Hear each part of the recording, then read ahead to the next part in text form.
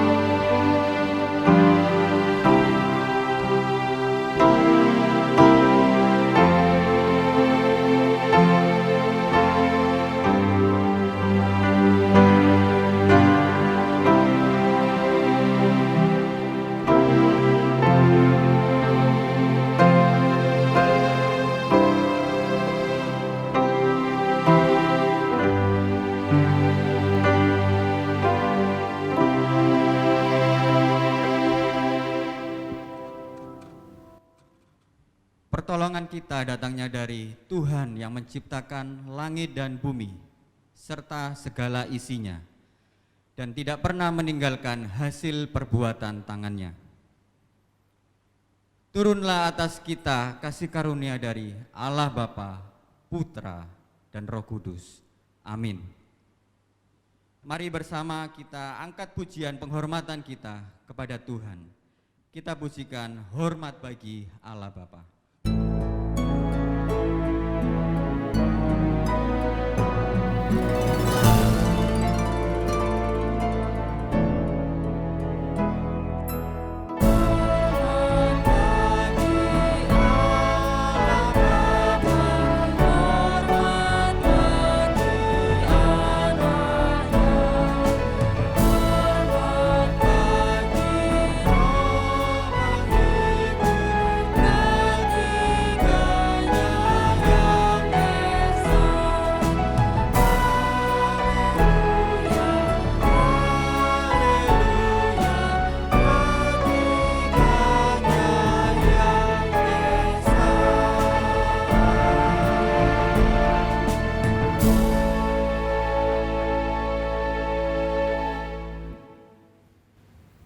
Mari kita bersatu di dalam doa.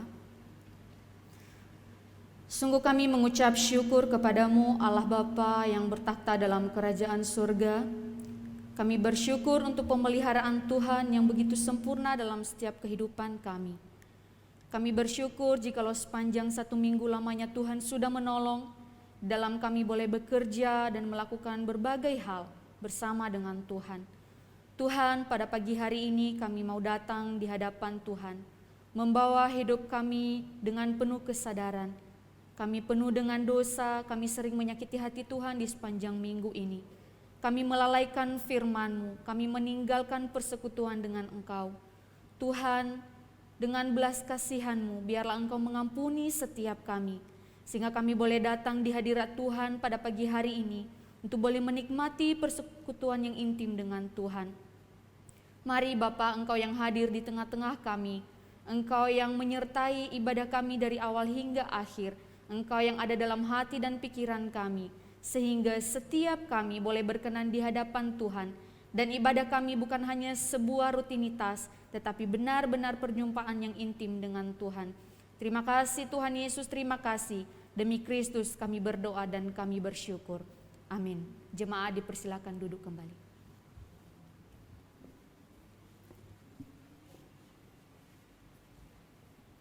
Tuhan begitu baik kepada setiap kita. Kita sebagai anak-anaknya seringkali kita melenceng dari firman Tuhan. Untuk Untuk itu, Bapak Ibu sekalian, marilah kita mempersiapkan sikap kita. Dan apakah hari ini kita telah memberikan sikap terbaik kita? Apakah kita telah mempersiapkan hati kita? Sudahkah kita mengoreksi segala dosa dan pelanggaran kita? Sudahkah kita memberikan yang terbaik bagi Tuhan? Sudah siapkah kita memasuki ruang Maha Kudus-Nya? Ruang di mana tempat Tuhan Yesus bertahta. Mari Bapak Ibu sekalian, kita bersama keluarga kita memberikan persembahan penyembahan. Kita memberikan penyembahan dengan hati yang benar-benar rindu untuk meninggikan dan memuliakan Tuhan. Mari kita bersama pujikan pujian Ku Masuk Ruang Maha Kudus.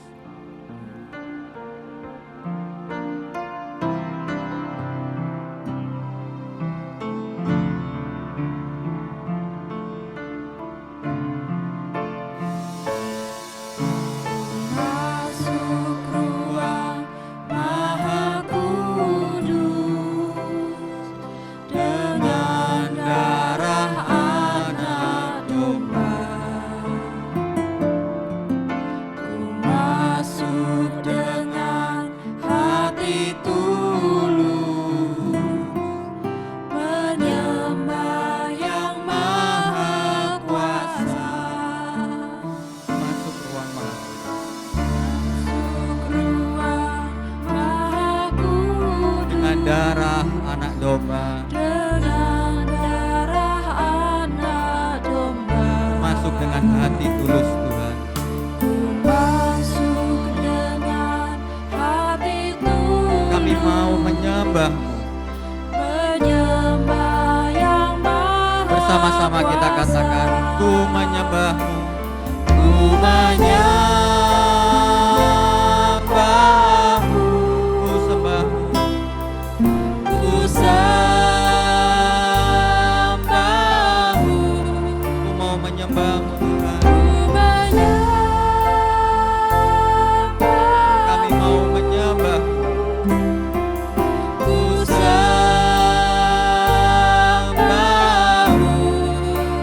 Sebab nama-Mu kudus, kudus Tuhan. Ku masuk ruang Maha Kudus. Kita pujikan dengan lebih sungguh-sungguh. Masuk ruang Maha Kudus dengan darah anak domba. Masuk dengan hati tulus, menyembah yang Maha Kuasa. Serukan ku menyembah-Mu. Katakan lebih sungguh, ku menyembah-Mu Tuhan. Ku sembah-Mu.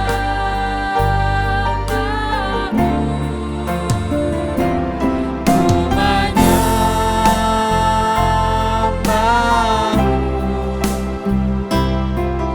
Ku sembah-Mu. Sebab nama-Mu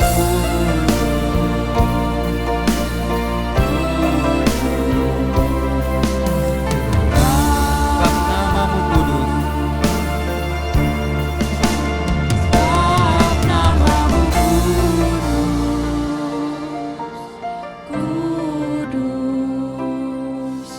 Tuhan.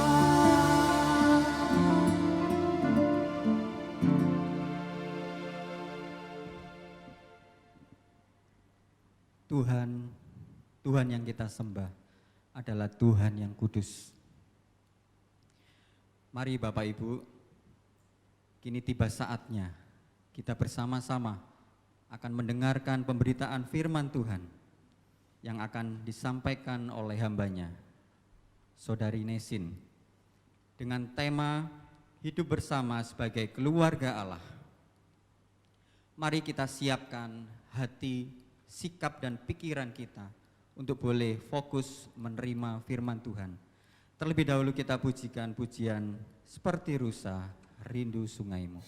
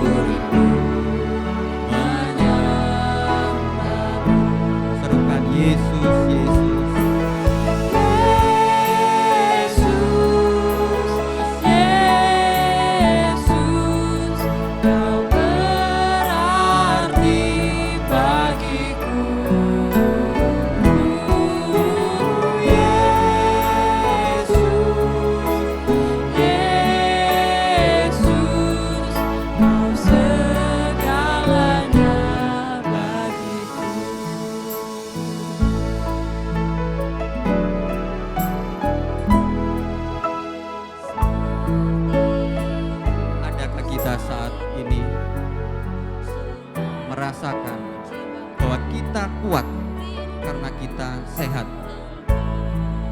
Adakah kita merasa mampu karena kita kaya? Adakah kita merasa berkuasa karena kedudukan kita saat ini? Ketahuilah saudaraku, bahwa semua yang ada pada kita hari ini itu adalah pemberian dan kemurahan Tuhan. Ada saatnya Tuhan memberi dan akan tiba masanya Tuhan mengambil. Karena itu marilah setiap kita belajar bersyukur apapun yang Tuhan berikan. Kita bersyukur untuk pekerjaan, kita bersyukur untuk kesehatan, kita bersyukur untuk keluarga kita saat ini, dan terlebih kita bersyukur untuk kemurahan Tuhan hari lepas hari. Mari kita bersama keluarga kita sama-sama kembali pujikan pujian ini dengan lebih sungguh-sungguh. Seperti rusa, rindu sungaimu.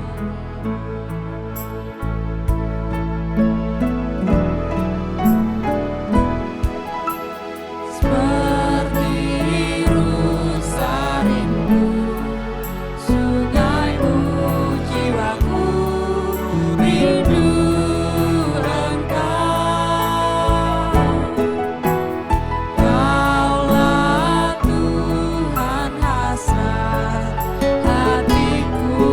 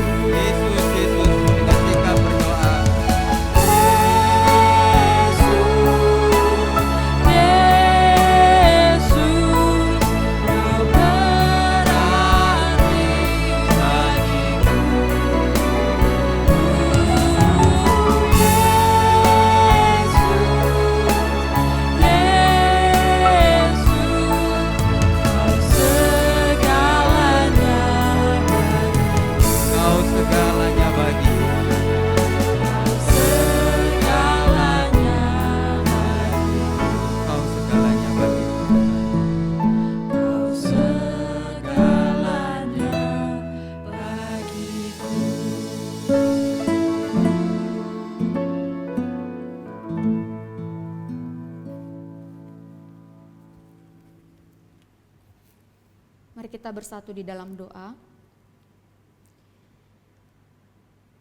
Terima kasih Tuhan, seperti pujian yang sudah kami naikkan di hadapan-Mu. Engkau sungguh berarti bagi setiap kami.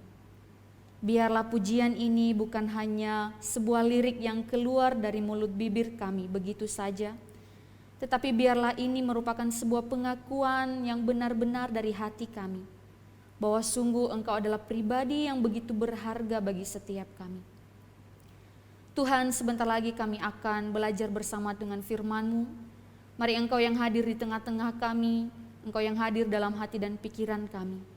Terlebih biarlah Engkau yang berkemurahan bagi hamba-Mu yang penuh dengan terbatas, lemah, supaya firman-Mu boleh disampaikan bagi setiap kami pada pagi hari ini, dan nama Tuhan boleh dipuji, dimuliakan. Biarlah Roh Kudus-Mu membuat kami mengerti apa yang menjadi kehendak Tuhan bagi setiap kami. Terima kasih Tuhan, terima kasih. Demi Kristus Yesus kami berdoa dan kami bersyukur. Amin.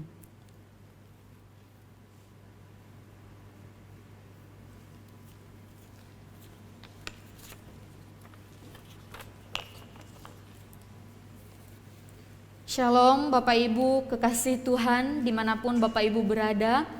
Saya percaya bahwa pemeliharaan dan penyertaan Tuhan yang sempurna terus nyata dalam kehidupan setiap kita.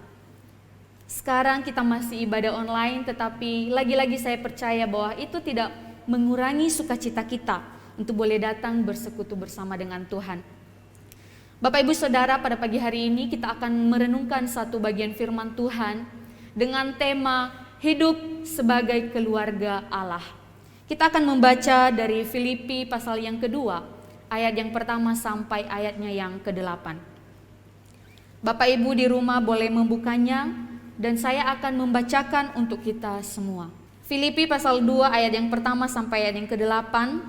LAI memberikan perikop nasihat supaya bersatu dan merendahkan diri seperti Kristus.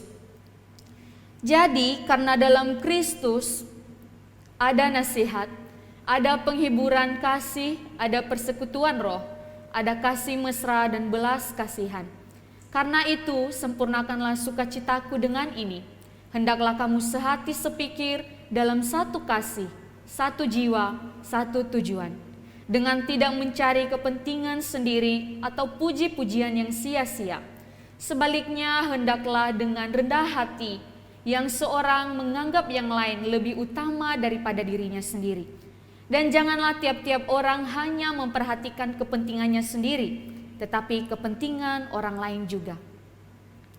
Hendaklah kamu dalam hidupmu bersama menaruh pikiran dan perasaan yang terdapat juga dalam Kristus Yesus, yang walaupun dalam rupa Allah, tidak menganggap kesetaraan dengan Allah itu sebagai milik yang harus dipertahankan, melainkan telah mengosongkan dirinya sendiri dan mengambil rupa seorang hamba dan menjadi sama dengan manusia. Dan dalam keadaan sebagai manusia, ia telah merendahkan dirinya dan taat sampai mati, bahkan sampai mati di kayu salib. Sekali lagi ayat yang ke-8. Dan dalam keadaan sebagai manusia, ia telah merendahkan dirinya dan taat sampai mati, bahkan sampai mati di kayu salib. Demikian jauh pembacaan firman Tuhan untuk kita pada pagi hari ini. Bapak Ibu Saudara berbicara tentang hidup sebagai keluarga. Saya pikir dulu ketika saya mau masuk di kehidupan seorang anak asrama, saya pikir hidup di asrama mudah begitu ya. Tetapi ketika saya sudah masuk di asrama, saya mengalami banyak kesusahan. Karena ternyata di situ harus mengikis ego dari yang aku menjadi kita. Kalau dulunya saya tinggal di rumah saya sendiri, saya boleh melakukan seenak saya. Saya melakukan pekerjaan itu untuk diri saya. Saya tidur di tempat tidur saya sendirian dan saya boleh menguasai seisi kamar saya. Tapi ketika saya hidup di asrama, harus berbagi dengan teman. Satu ranjang harus tidur berdua. Kalau ada makanan harus berbagi. Kalau ada apa-apa harus berbagi. Di asrama saya diajarkan bagaimana hidup untuk mengikis keegoisan saya. Yang saya pikir dulu di rumah, aku dan aku. Bapak Ibu Saudara, demikian juga dalam kehidupan Bapak Ibu kita semua di dalam berkeluarga. Ketika seseorang masih sendiri atau belum menikah, yang dipikirkan adalah dirinya sendiri, bukan? Tetapi ketika seseorang sudah menikah, ia mulai memikirkan pasangannya. Kalau sudah memiliki anak, ia mulai memikirkan anaknya, masa depan anaknya, sekolah anaknya, dan lain sebagainya. Belajar untuk mengikis keakuan, belajar untuk mengikis keegoisan, belajar untuk mengikis keutamaan untuk diri sendiri. Sekarang mulai memikirkan tentang kita, memikirkan tentang orang lain. Bapak Ibu Saudara, kekasih Tuhan, sejarah gereja memperlihatkan dengan sangat jelas kepada kita bahwa sampai pada saat ini ada satu permasalahan yang begitu serius dan sampai saat ini terus terjadi di dalam komunitas, di dalam keluarga orang-orang percaya, di dalam satu wadah orang-orang beriman berkumpul. Sejarah gereja mencatat dan memberitahukan kepada kita bahwa ancaman terbesar bagi kesatuan gereja, tubuh Kristus, atau persekutuan Kristen bukanlah datang dari luar, tetapi justru muncul dari dalam yang membuat perselisihan dan perpecahan jauh lebih efektif sehingga tubuh Kristus kehilangan kekuatan. Dibandingkan dengan tekanan yang datang dari luar atau dari orang-orang di luar dinding gereja. Bukan berarti Bapak Ibu Saudara, dari luar kita tidak menghadapi permasalahan.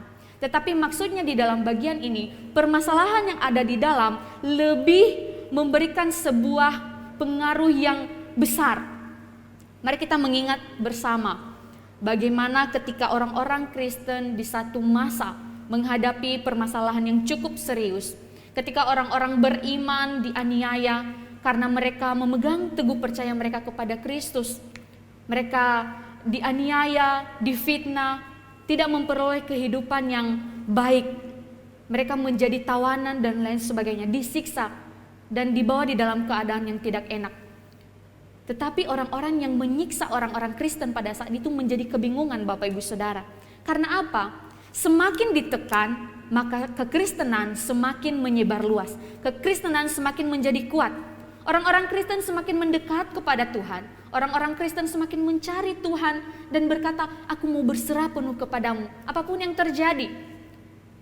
Dan hal ini menjadi kesaksian untuk orang-orang di luar yang tidak percaya kepada Tuhan. Akhirnya membawa mereka bertanya dan mencari tahu tentang siapa yang dipercaya orang-orang Kristen. Sampai mereka begitu mau berkorban, begitu mau dan rela untuk disiksa hanya untuk mempertahankan iman. Bapak Ibu Saudara, ini adalah sebuah realita bahwa ternyata tantangan dari luar tidak begitu kuat untuk orang-orang Kristen. Tetapi mari kita lihat, ternyata hal-hal sepele yang ada di dalam komunitas kita, ternyata hal-hal sepele yang ada di tengah-tengah kita sebagai orang Kristen, itulah sebenarnya hal yang memicu sebuah perselisihan, sebuah pertengkaran, sebuah kehancuran di dalam komunitas kita sebagai anak-anak Tuhan. Apa sebenarnya kunci dari kesatuan dan kekuatan dari sebuah komunitas? Bapak Ibu Saudara, mari kita memperhatikan bagian ini. Sudah seberapa jauh dan seberapa banyak di antara kita yang menggumulkan hal ini. Jangan kita menjadi lengah Bapak Ibu Saudara karena kita merasa bahwa komunitas saya sedang baik-baik saja. Tempat kita bertumbuh di gereja kita pada saat ini tidak menghadapi permasalahan yang serius. Akhirnya kita menjadi lengah dan tidak waspada.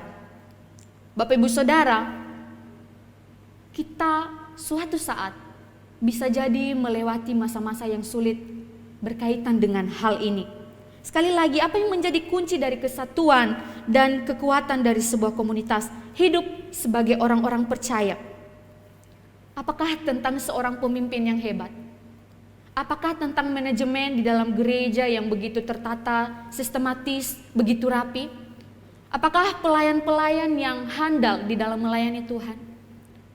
Apakah jemaat yang begitu luar biasa melayani Tuhan? Apakah visi misi yang sama dengan tujuan yang sama?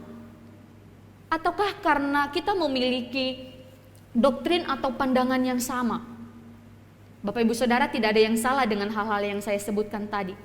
Tetapi kita harus mengingat bahwa hal-hal ini hanyalah menjadi faktor penunjang dari sebuah kesatuan kehidupan komunitas keluarga Allah. Dari sebuah tubuh Kristus, dari sebuah komunitas Kristen di mana kita bertumbuh. Tetapi pada pagi hari ini, Rasul Paulus sedang mengajar jemaat di Filipi untuk meneladani sikap dari Kristus. Dan juga saya percaya untuk kita sebagai jemaat Tuhan. Beberapa poin kita akan belajar bersama berdasarkan bagian yang sudah kita baca. Bapak Ibu Saudara, bagian yang kita baca khususnya ayat yang ketiga, di situ jelas mengatakan bahwa akar permasalahan yang menyebabkan perpecahan dan kerusakan yang hebat adalah sikap egois yang mencari atau mengedepankan kepentingan diri sendiri, mencari pengakuan untuk diri sendiri, mencari puji-pujian yang sia-sia untuk diri sendiri. Masing-masing tidak mau meletakkan kepentingan bersama. Masing-masing tidak mau meletakkan kepentingan orang lain di atas kepentingan dirinya sendiri. Hal inilah yang menjadi pokok utama atau akar permasalahan yang serius di tengah-tengah kehidupan komunitas anak-anak Tuhan. Bapak Ibu Saudara, Alkitab mencatat bahwa kita adalah tubuh Kristus. Demikian dicatat di dalam 1 Korintus pasal yang ke-12 ayat yang ke-27. Saya akan membacakannya untuk kita semua. Kamu semua adalah tubuh Kristus dan kamu masing-masing adalah anggotanya. Ini hal yang sangat jelas disampaikan bagi setiap kita. Sebagai tubuh Kristus, kita perlu waspada terhadap sikap ego, seperti yang sudah sampaikan di atas. Sifat ini ada di dalam diri kita masing-masing, Bapak Ibu Saudara. Setiap orang berpotensi untuk menjadi penyebab sebuah perselisihan. Setiap orang berpotensi untuk menjadi penyebab sebuah kehancuran di dalam sebuah komunitas. Egoisme bisa menjadi bom waktu yang kapan saja meledak. Dan itu boleh merusak segala sesuatu yang awalnya baik. Jika demikian, sekali lagi mari kita bertanya, apa yang bisa kita lakukan? Apa yang menjadi kunci utama dalam kesatuan sebagai tubuh Kristus atau sebagai keluarga Allah?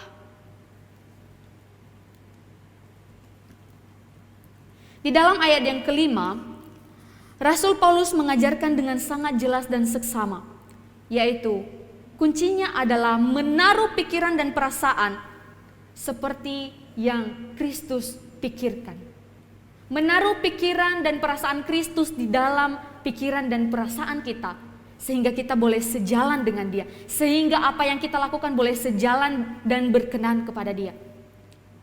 Jika tidak, Bapak Ibu Saudara, maka sudah bisa dipastikan bahwa apa yang kita lakukan, apa yang kita putuskan, apa yang kita rencanakan, pastinya itu akan membawa kepada sebuah perpecahan, sebuah kerusakan, sebuah perselisihan.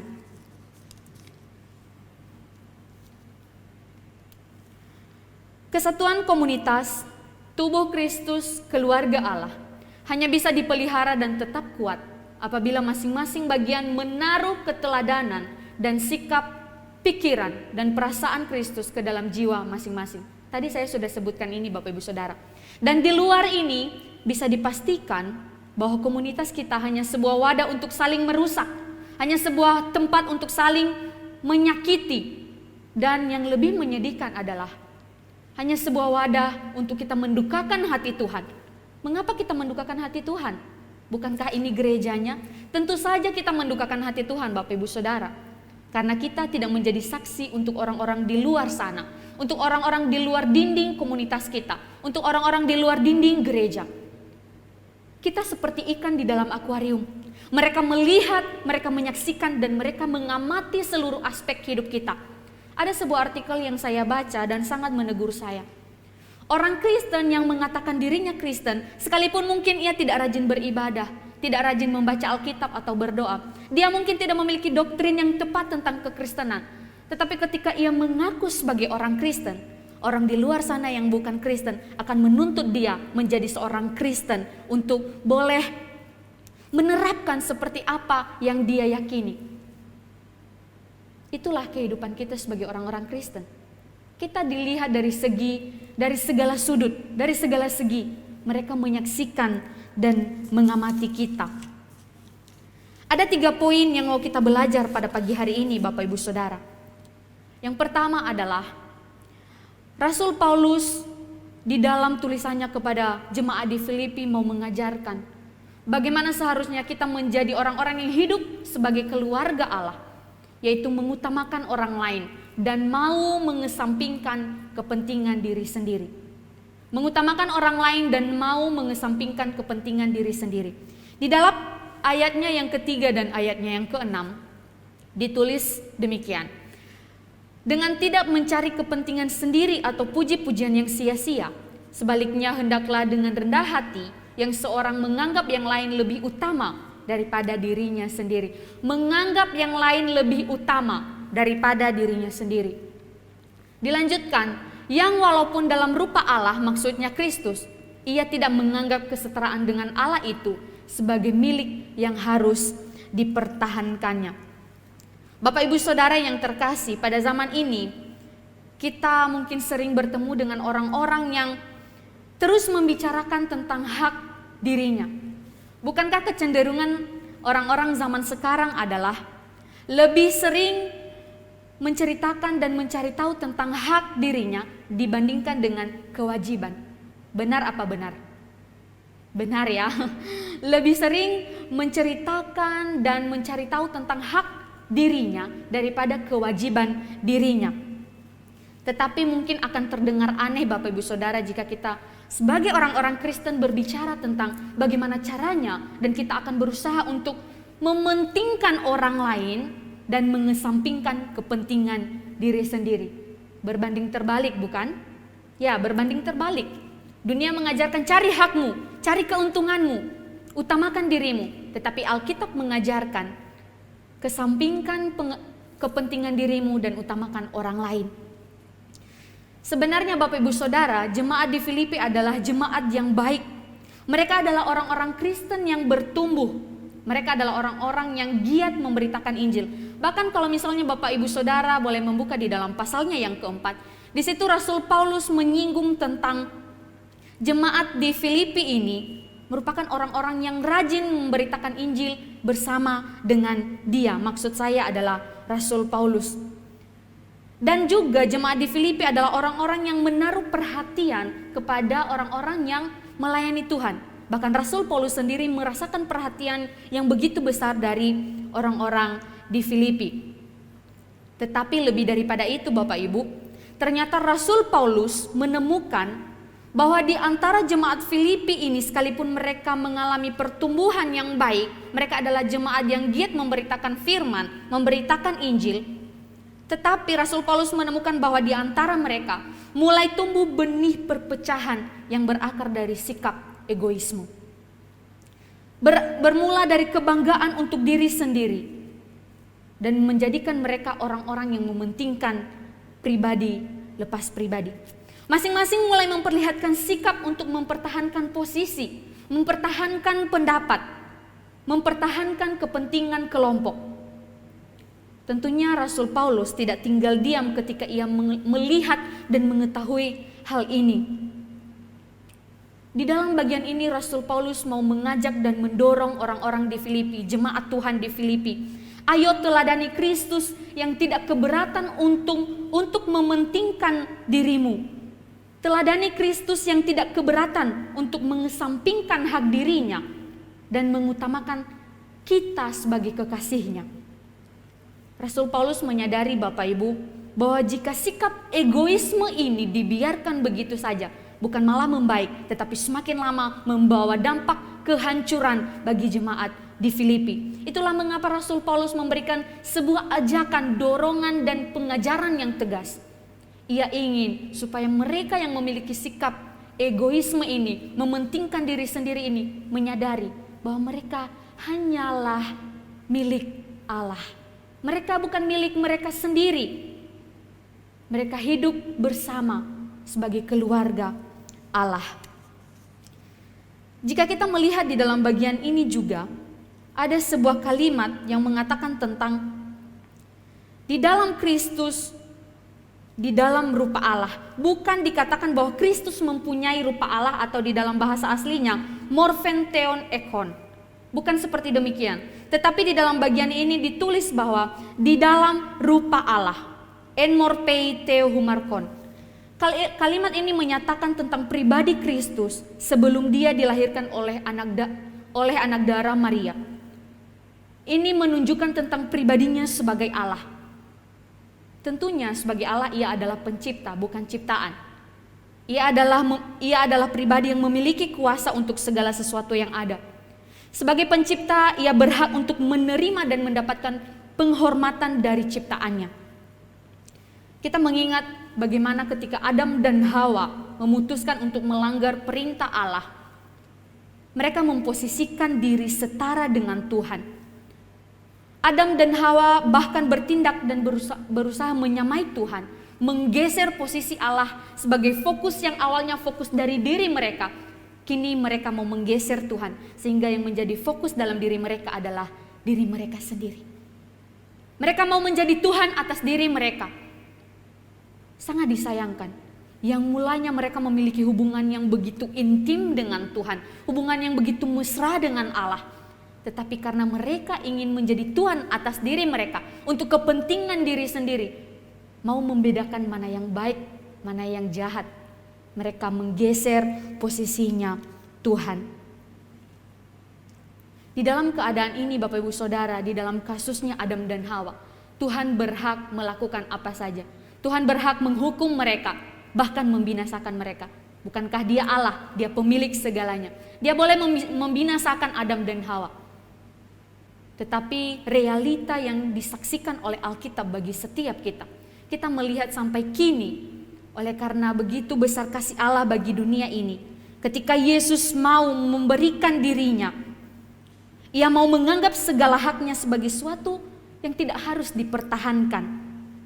Demi kita, demi umat manusia yang jatuh ke dalam dosa karena sikap pemberontakan, Ia tidak keberatan mengesampingkan dirinya. Bahkan Bapak Ibu, Ia datang melawat kita. Ia datang menyapa kita.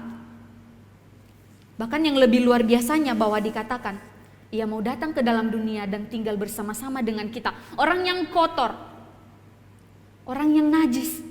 Bukankah Dia adalah Allah yang Maha Kudus? Tetapi Dia mau mengesampingkan semua itu untuk kita. Ia mau melakukan hal yang seharusnya bisa saja tidak Ia lakukan.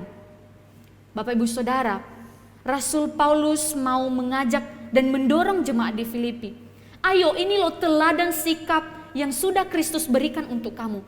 Sebagai jemaat Tuhan, mari meneladani ini. Dan saya percaya ajakan ini bukan hanya untuk jemaat di Filipi, Bapak Ibu Saudara. Sekarang kita adalah keluarga Allah. Kita adalah tubuh Kristus. Kita juga diajak untuk meneladani sikap Kristus. Bukankah kita mengatakan aku adalah anaknya Tuhan? Sebagai anak-anak Allah, kita seharusnya mewarisi sikap yang daripada Tuhan. Mari kita meneladani hal ini. Bapak Ibu Saudara, ada sebuah penggalan tulisan yang berisikan kesaksian tentang kehidupan Kristen oleh seorang filsuf Athena bernama Aristides. Ia mengatakan seperti demikian Bapak Ibu Saudara. Orang Kristen atau mereka mengasihi satu sama lain. Kebutuhan janda tidak diabaikan dan mereka menyelamatkan anak yatim piatu dari orang yang melakukan kekerasan padanya. Orang yang memiliki memberi kepada orang yang tidak memiliki dan tidak menggerutu dan tanpa menyombongkan diri. Ketika orang-orang Kristen menemukan seorang asing, mereka membawanya ke rumah mereka dan mereka bersuka cita atas dia sebagai saudara yang sesungguhnya. Mereka menyebut saudara bukan hanya kepada mereka yang terikat oleh ikatan darah, tetapi juga mereka yang juga adalah saudara karena roh dan di dalam Allah. Ketika salah satu dari orang-orang miskin mereka berpulang, masing-masing berbagian di dalam penguburannya sesuai dengan kemampuannya. Jika mereka mendengar salah satu dari mereka dipenjara atau ditindas oleh karena nama Mesias atau oleh karena iman mereka, mereka semua memberi untuk kebutuhannya. Dan jika mungkin untuk menebusnya, mereka akan membebaskannya. Jika mereka menemukan kemiskinan di tengah-tengah mereka dan mereka tidak memiliki makanan sisa, makanan yang tersisa, mereka berpuasa 2 atau 3 hari supaya yang membutuhkan dapat dipenuhi keperluannya. Bapak Ibu Saudara, ini adalah sebuah tulisan dari seorang filsuf Athena.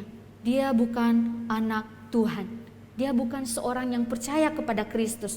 Tetapi dia ketika mengamati, melihat dan menyaksikan kehidupan Kristen pada masa itu, ia menuliskan bagian yang begitu indah ini. Ada 3 poin yang saya ambil dari bagian ini Bapak Ibu Saudara. Yang pertama, orang-orang Kristen pada masa itu, mereka suka memberi tanpa menggerutu dan tidak menyombongkan diri. Mereka tidak pelit lalu menutup mata terhadap kekurangan orang lain. Kemudian mereka saling menolong dan berbagian di dalam kesusahan sesama. Masing-masing bagian menurut kemampuannya. Yang ketiga adalah susah senang mereka mengalami bersama. Mereka tidak egois. Mereka tidak mementingkan kekenyangannya sendiri. Mereka saling memperhatikan dan saling mempedulikan. Di bagian terakhir itu dicatat Bapak Ibu Saudara, mereka berpuasa 2 atau 3 hari supaya yang membutuhkan dapat dipenuhi keperluannya.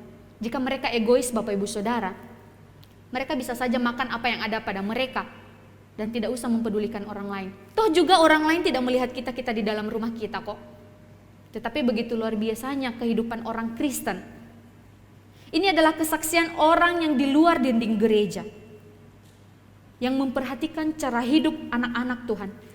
Bapak Ibu Saudara, pastinya sangat disayangkan jikalau misalnya ketika ia mengamati, ia menyaksikan, dan yang ia temukan adalah perpecahan dan kerusakan, sifat-sifat yang tidak benar dari orang-orang atau di tengah-tengah keluarga Allah. Sangat disayangkan. Pastinya tidak menjadi kesaksian, tidak menjadi berkat untuk mereka. Di dalam ayat yang kita baca tadi, ditulis bahwa hendaklah masing-masing orang bukan hanya mementingkan kepentingan diri sendiri, tetapi kepentingan orang lain juga. Bapak Ibu Saudara, ada seorang ateis yang tidak percaya Tuhan pernah mengatakan seperti ini. Saya tidak percaya Tuhan, maka saya mau menjadi Tuhan atas diri saya. Jadilah Tuhan atas dirimu dan lakukan apa yang ingin kamu lakukan, sehingga dunia boleh memandang kamu dan dunia menyanjung kamu. Dunia melihat apa yang kamu lakukan. Lakukan semaumu karena kamu adalah Tuhan atas dirimu.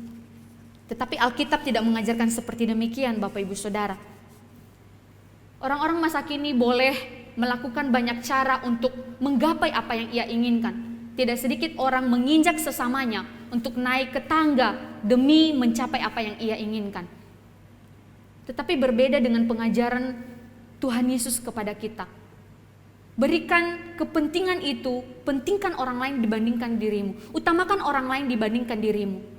Kesampingkan hak dirimu dan utamakan orang lain. Saudara kekasih Tuhan, betapa mudahnya kita itu terjebak di dalam perselisihan dan permasalahan-permasalahan yang sepele. Kita terjebak di dalam hal karena kita masing-masing mempertahankan kemauan diri sendiri. Hal ini menunjukkan Bapak Ibu Saudara bahwa pikiran dan perasaan jiwa Kristus belum sepenuhnya hadir dalam pikiran dan perasaan dan jiwa kita. Kita belum sepenuhnya memberikan tempat untuk Dia. Karena kita masih mau menguasai diri kita. Kita masih mau menjadi Tuhan atas hidup kita. Tetapi Bapak Ibu Saudara, Rasul Paulus mengajak jemaat Filipi untuk terus belajar, menaruh dan menempatkan jiwa Kristus di dalam jiwa mereka. Pikiran dan perasaan Kristus di dalam pikiran dan perasaan mereka. Sehingga terciptalah persekutuan yang indah. Terciptalah keluarga yang damai.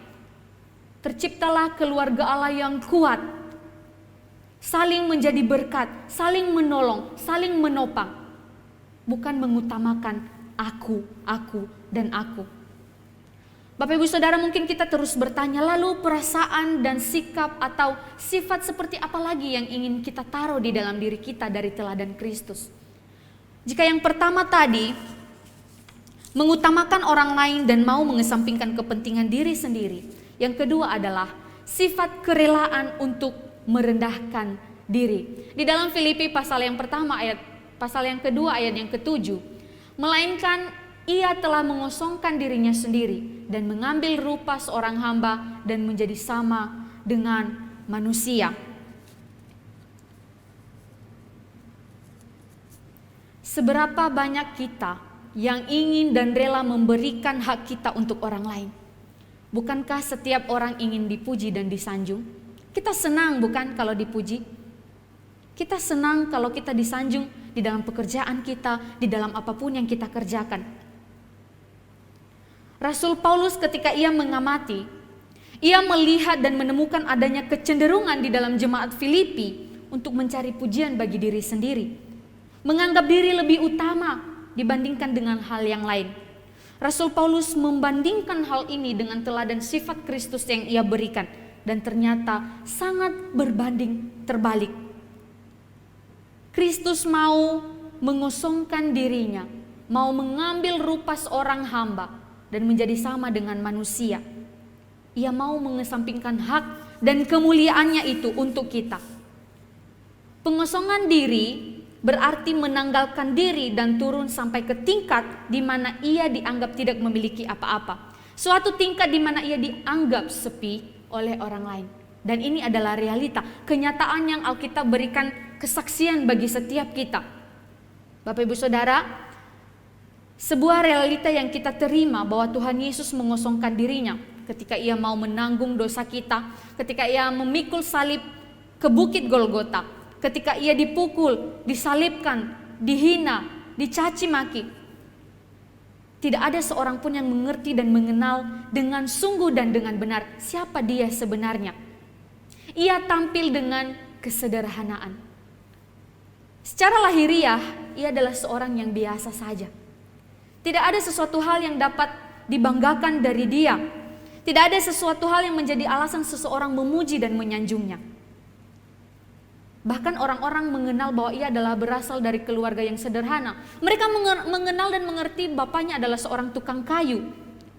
Bahkan di dalam masyarakat dia tidak memiliki jabatan atau kedudukan yang tinggi.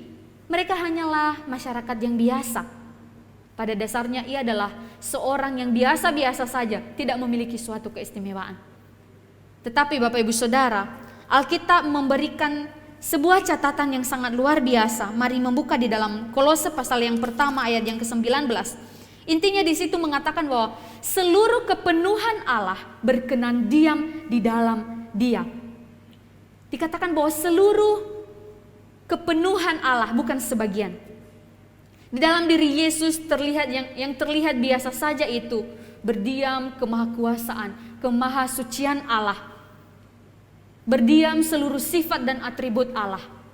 Tetapi ia tampil seperti seorang yang tidak memiliki apa-apa. Ia tampil dengan kehidupan yang sederhana. Mereka menyaksikan dia sebagai orang yang tidak memiliki apa-apa, sehingga memandang dia tidak begitu berarti. Dia hanyalah manusia biasa. Tuhan Yesus ketika mengosongkan dirinya, ia turun ke dalam dunia. Dikatakan di dalam beberapa penjelasan bahwa ia tidak mengurangi sama sekali sifat atau atribut Allah daripada dirinya. Hanya saja ada yang bertambah, Bapak Ibu Saudara.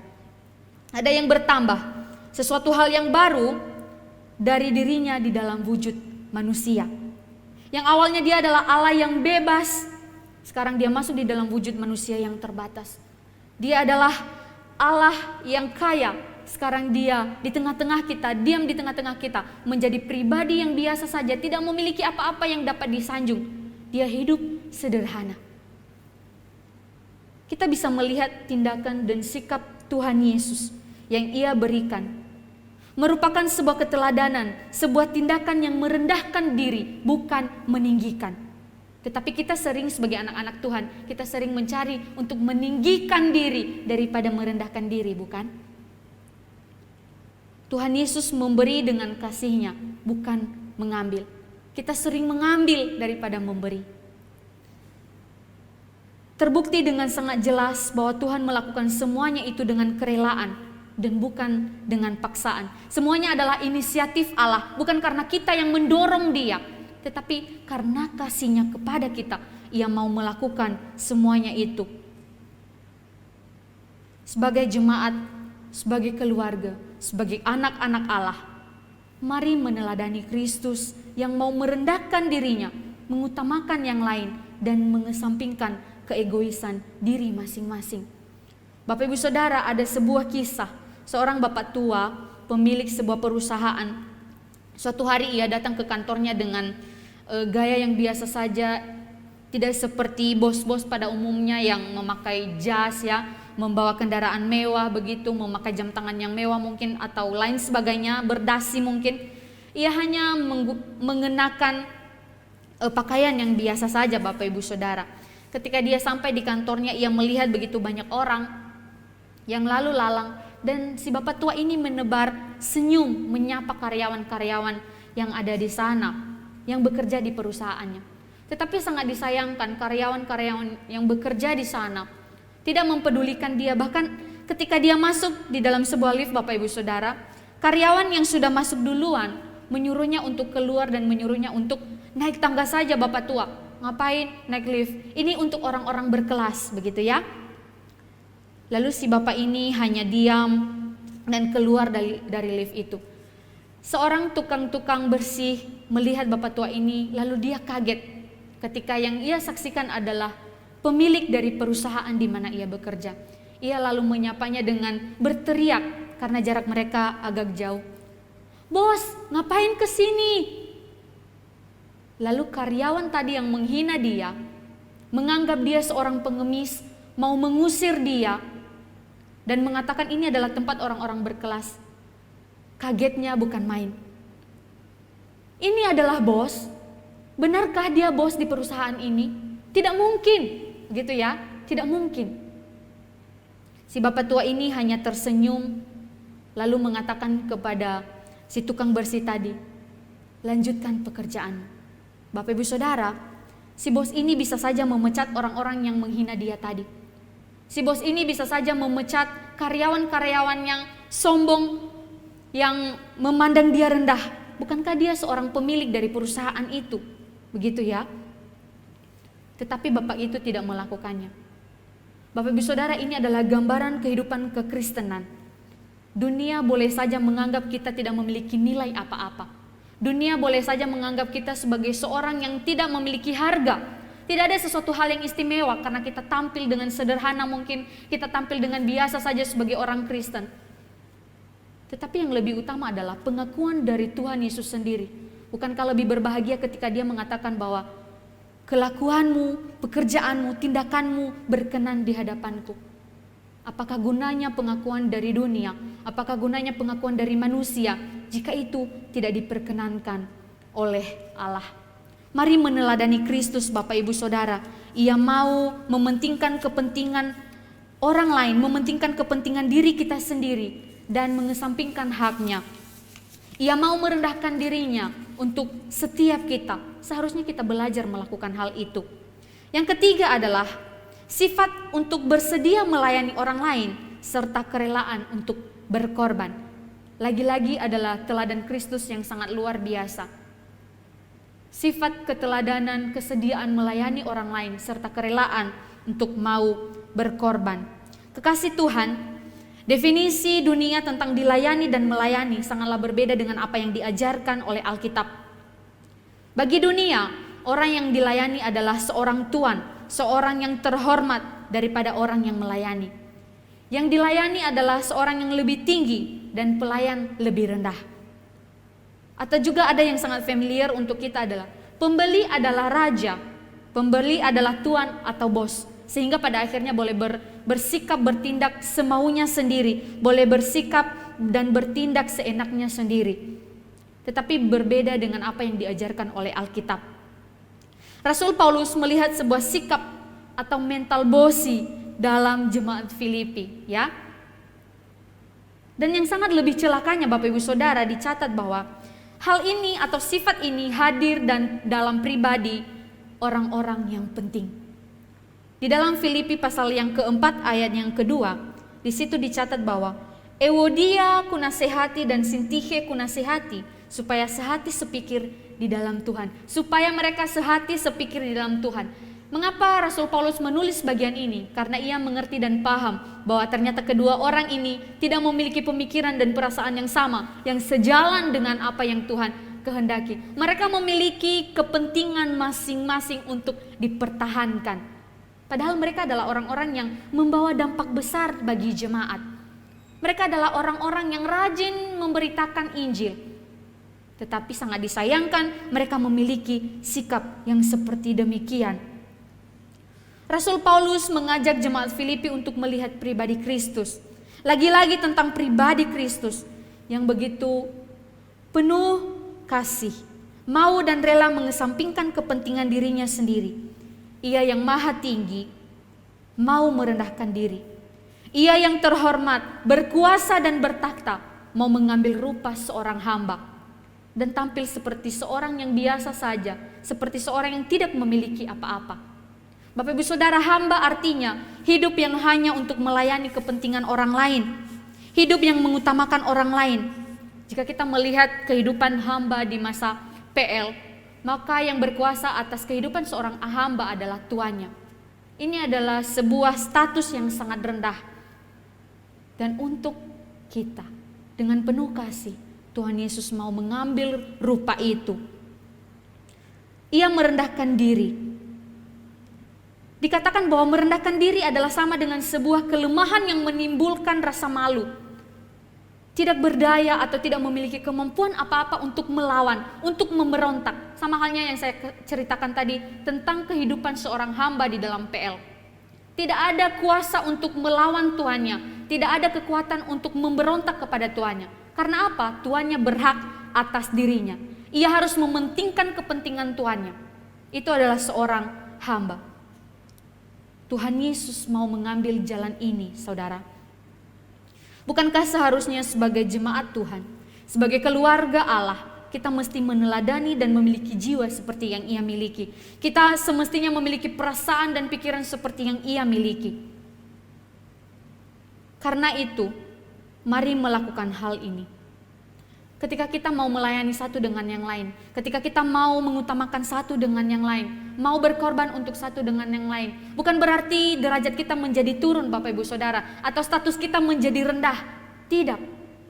Melainkan ini adalah sikap terpuji dan menyenangkan hati Tuhan. Karena ini adalah apa yang diajarkan oleh Alkitab bagi kita.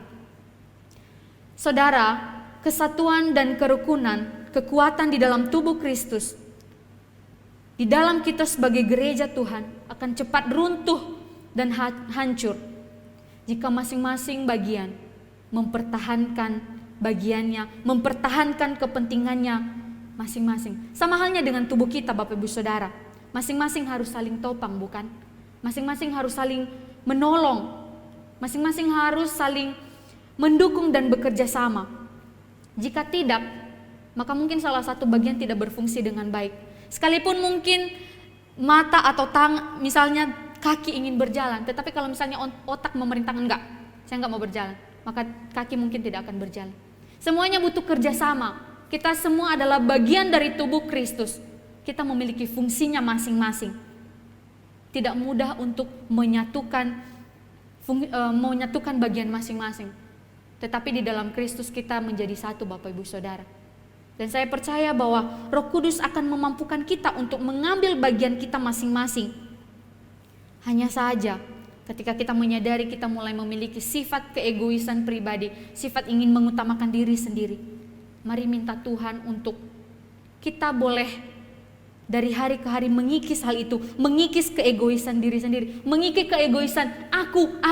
Sekarang kita mau memikirkan kami atau kita, komunitas kita, gereja kita, keluarga kita. Semua tentang kita, bukan lagi tentang diri saya. Merupakan sebuah sukacita ketika menyaksikan tubuh Kristus, jemaat atau komunitas Kristen memiliki jiwa yang sangat peduli.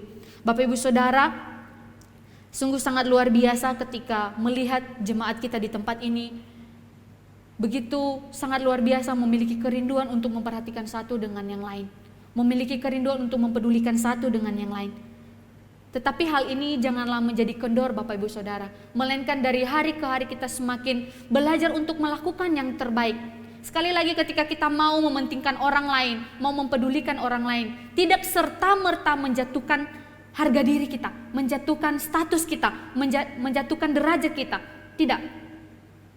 Kalau itu pun terjadi Bapak Ibu Saudara, tidak apa-apa. Yang penting itu menyenangkan hati Tuhan. Yang penting itu berkenan kepada Tuhan. Sekali lagi, tidak ada gunanya pengakuan dari manusia jika Tuhan tidak berkenan. Mari bersama-sama di dalam bagian ini, ketika Rasul Paulus mau mengajak mendorong jemaat Filipi yang mulai memiliki benih-benih perpecahan, mulai memiliki benih-benih yang membawa virus untuk kerusakan di dalam jemaat, Rasul Paulus dengan tegas mengatakan bahwa ini loh pribadi yang harus kita teladani. Kristus telah memberikan teladan yang sangat luar biasa untuk kita. Ini sifat yang ia berikan, mengutamakan orang lain, mengesampingkan hak diri sendiri, memikirkan orang lain. Biarlah sekiranya juga ajakan ini, ajaran ini, dorongan ini boleh menjadi bagian di dalam kita sebagai anak-anak Tuhan. Saya percaya Bapak Ibu Saudara, masing-masing kita telah mengalami cinta kasih Tuhan. Masing-masing kita Roh Kudus telah bekerja dalam hati dan pikiran kita. Tetapi mungkin masih berat untuk melakukan beberapa bagian sebagai fungsi kita sebagai tubuh Kristus. Tetapi ketika kita mau berusaha, ketika kita mau untuk dikendalikan, dipimpin sepenuhnya oleh Tuhan, bukan lagi diri kita yang memimpin diri kita sendiri. Saya percaya bahwa apa yang kita lakukan berkenan dan seturut dengan apa yang Tuhan kehendaki. Mari memandang terus kepada salib dan pengorbanan Kristus. Karena itu adalah bagian terpenting dan utama di dalam kehidupan kita sebagai anak-anak Tuhan. Bapak Ibu Saudara, mari merenungkan bagian ini. Sudah sejauh mana kita melakukan bagian ini? Dan mari kita saling mengevaluasi diri. Kalau mungkin kita kedapatan tidak melakukan bagian ini, sekali lagi saya mengajak untuk kita bersama-sama belajar. Ini bukan lagi berbicara tentang siapa pemimpin, siapa majelis, siapa pelayan-pelayan yang handal. Ini berbicara tentang tubuh Kristus, yang artinya Bapak Ibu Saudara, seluruh jemaat, seluruh orang-orang yang percaya kepada Tuhan, kita diajak dan diajar untuk meneladani sifat Kristus. Mari kita bersatu di dalam doa. Allah Bapa kami yang bertakhta di dalam kerajaan surga. Terima kasih ya Tuhan untuk firman-Mu pada pagi hari ini. Terima kasih untuk pengajaran-Mu melalui Rasul Paulus di dalam kehidupan jemaat di Filipi. Terima kasih untuk keteladanan, sifat, perasaan, dan jiwa Kristus yang Engkau nyatakan bagi kami. Tuhan, kami menyadari, kami jauh dari apa yang Engkau kehendaki. Kami jauh dari melakukan firman-Mu. Kami sering jatuh bangun sebagai jemaat-Mu, sebagai keluarga Allah, sebagai orang-orang yang hidup di dalam satu komunitas orang-orang percaya. Kami sering melalaikan hal ini Tuhan. Kami sering mementingkan diri sendiri. Kami sering mementingkan ego kami dibandingkan keutamaan terhadap orang lain. Kami sering menyakiti hati-Mu dengan sikap egois kami. Ya Tuhan, sekiranya Engkau berbelas kasihan mengampuni kami. Dan mampukan kami melalui firman-Mu pada pagi hari ini. Kami boleh mengevaluasi diri dan kami boleh terus belajar. Seperti adanya jemaat di Filipi, kami juga boleh diajar, didorong, dan kami boleh melakukan firman-Mu menurut apa yang Tuhan mampukan bagi setiap kami. Hamba percaya bahwa Roh Kudus Tuhan yang terus memampukan setiap jemaat Tuhan. Terima kasih Bapa di dalam surga, demi Kristus Yesus kami berdoa dan kami mengucap syukur. Amin. Bapak Ibu Saudara, pada saat ini mari kita berdoa untuk jemaat Elion Rungkut khususnya di dalam pekerjaan, di dalam usaha apapun yang dilakukan di tengah-tengah masa pandemik pada saat ini. Mungkin banyak yang mengalami permasalahan ekonomi, permasalahan keluarga dan lain sebagainya. Mari kita menyerahkan kepada Tuhan. Biarlah Tuhan saja yang topang, Tuhan saja yang tolong, dan nama Tuhan dimuliakan dalam kehidupan kita sebagai jemaat Tuhan. Mari kita berdoa.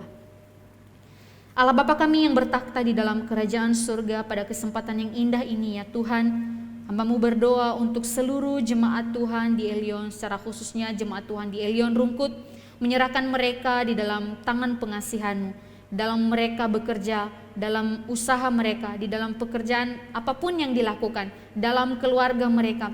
Tuhan, hamba-Mu menyerahkan satu persatu ke dalam tangan-Mu. Di tengah-tengah pandemik sekarang ini, mungkin banyak yang mengalami kesusahan atau di dalam usaha ada yang menurun dan lain sebagainya. Tuhan, mari Engkau saja yang topang dan tolong, karena kami percaya bahwa Engkau Allah yang setia, Allah yang tidak pernah meninggalkan anak-anak-Mu. Engkau yang memegang janji-Mu dengan teguh bagi setiap anak-anak Tuhan. Engkau yang menjamin masa depan keluarga dari setiap anak-anak Tuhan di GKI Elion Rungkut. Engkau menjamin masa depan anak-anak mereka. Dan apapun yang mereka kerjakan, biarlah boleh menjadi kemuliaan hormat bagi nama-Mu. Terlebih Tuhan, jadikan jemaat di Elion Rungkut menjadi berkat, menjadi kesaksian yang hidup untuk orang-orang di luar sana, untuk orang-orang di luar dinding komunitas kami, di luar dinding gereja kami. Biarlah nama-Mu dipuji, dimuliakan dalam setiap kehidupan jemaat-Mu. Terima kasih ya Tuhan, demi nama-Mu kami berdoa dan kami bersyukur. Kita juga berdoa Bapak Ibu Saudara untuk perekaman ibadah kita. Biarlah setiap anak-anak Tuhan yang melayani boleh diberikan kesehatan, dijauhkan dari penyakit, dan setiap perekaman yang dilakukan boleh berjalan dengan lancar. Juga kita juga akan berdoa untuk pembangunan gereja kita. Biarlah Tuhan saja yang menyediakan segala sesuatu yang dibutuhkan. Mari kita berdoa.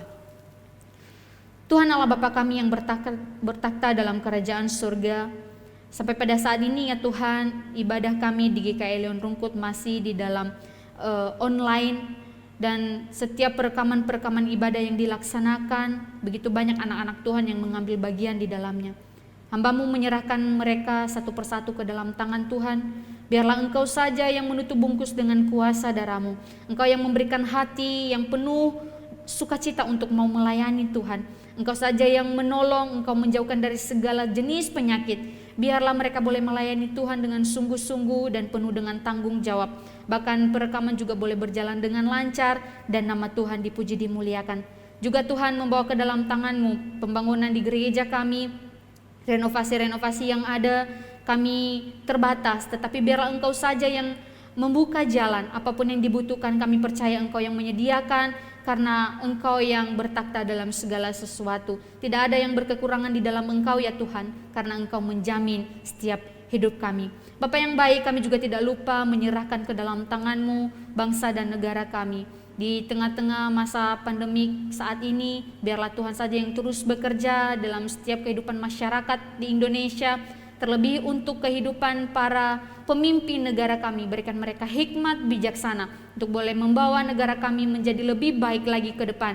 Biarlah nama Tuhan dipuji, dimuliakan. Jadikan mereka orang-orang yang jujur, jadikan mereka orang-orang yang penuh dengan tanggung jawab, sehingga boleh menjadi kemuliaan hormat bagi nama-Mu.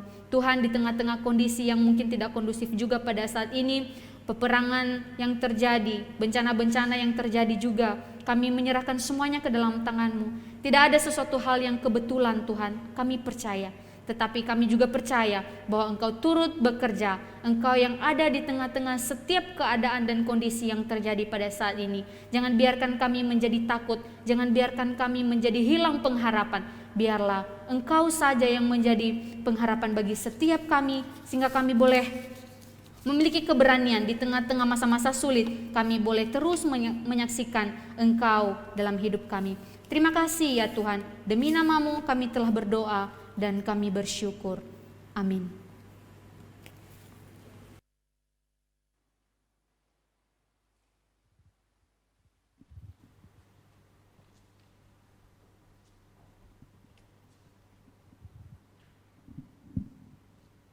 Bapak Ibu dipersilakan untuk berdiri. Bersama dengan seluruh umat percaya di seluruh muka bumi, kita bersama-sama akan mengikrarkan pengakuan iman kita sebagaimana yang tercantum dalam pengakuan iman rasuli yang berbunyi demikian.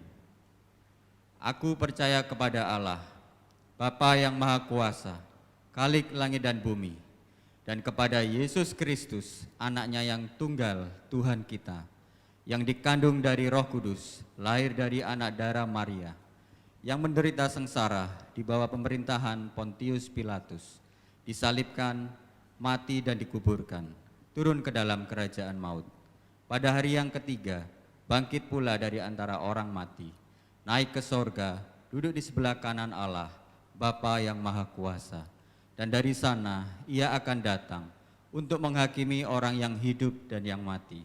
Aku percaya kepada Roh Kudus, gereja yang kudus dan am, persekutuan orang kudus, pengampunan dosa, kebangkitan tubuh, dan hidup yang kekal. Amin. Bapak Ibu sekalian dipersilakan duduk kembali. Puji Tuhan, Tuhan begitu baik terhadap setiap kita. Tuhan memberikan kita berkat yang berlimpah. Berkat tidak selalu bicara tentang materi, tapi berkat yang Tuhan berikan hari lepas hari. Sampai detik ini pun kita bisa bernafas, kita bisa mengkedipkan mata kita, itu adalah berkat dan juga anugerah dari Tuhan. Marilah sebagai bentuk respon, ucapan syukur kita terhadap firman Tuhan dan atas pemeliharaan Tuhan kepada keluarga kita. Kita meresponi firman Tuhan, kita memberikan persembahan yang terbaik yang ada pada diri kita, dan kita akan pujikan pujian KPPK nomor 50, Hitung Berkat.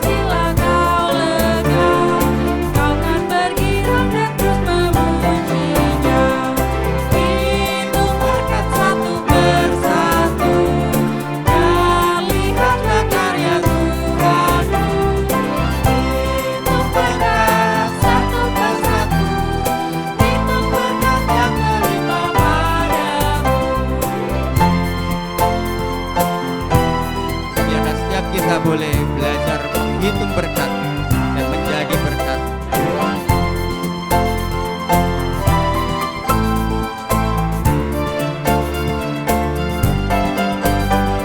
Dalam pergumulanmu di dunia, jangan khawatir, Tuhan akan beserta.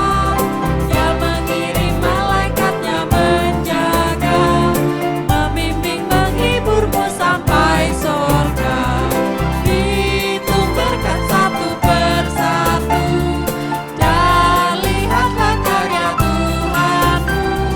Hitung berkat satu persatu, hitung berkat yang melimpah padamu.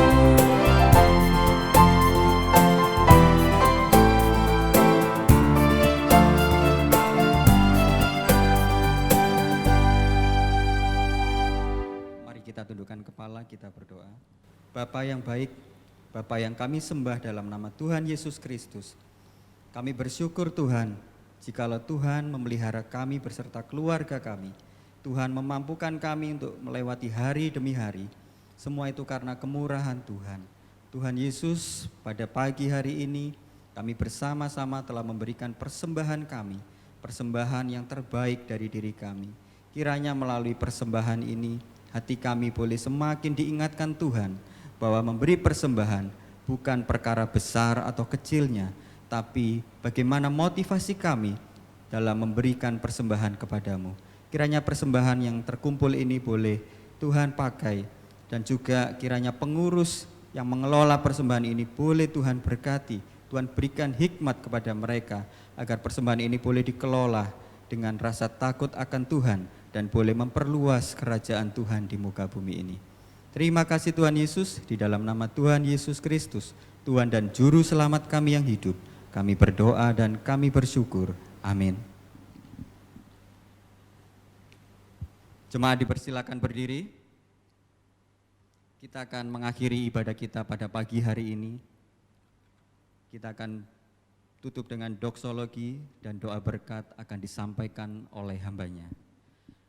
Biarlah segala puji, hormat, dan kemuliaan kita kembalikan kepada Allah Tritunggal.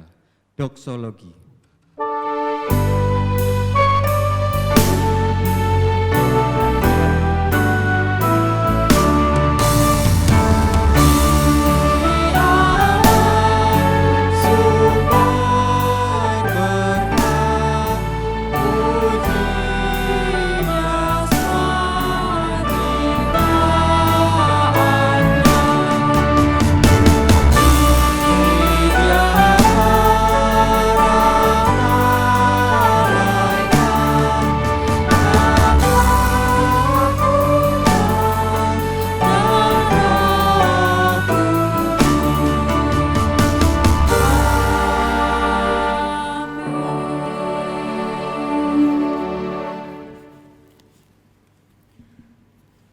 Tuhan Allah Bapa kami yang bertakhta dalam kerajaan surga, terima kasih untuk berkat Tuhan pada pagi hari ini. Kami boleh bersekutu dengan Engkau, kami boleh memuji Engkau, kami boleh mendengarkan firman-Mu, dan terlebih kami boleh membawa persembahan dari setiap pribadi kami untuk Engkau. Terima kasih untuk setiap cinta dan kasih Tuhan. Biarlah kami boleh pulang dan kami boleh membawa berkat yang daripada Allah Bapa. Saudara yang kekasih, bukalah hatimu dan berikan hatimu untuk Tuhan, pulang dan terimalah berkat. Tuhan memberkati engkau dan melindungi engkau. Tuhan menyinari engkau dengan wajah-Nya dan memberi engkau kasih karunia. Tuhan menghadapkan wajah-Nya kepadamu dan memberi engkau damai sejahtera. Amin.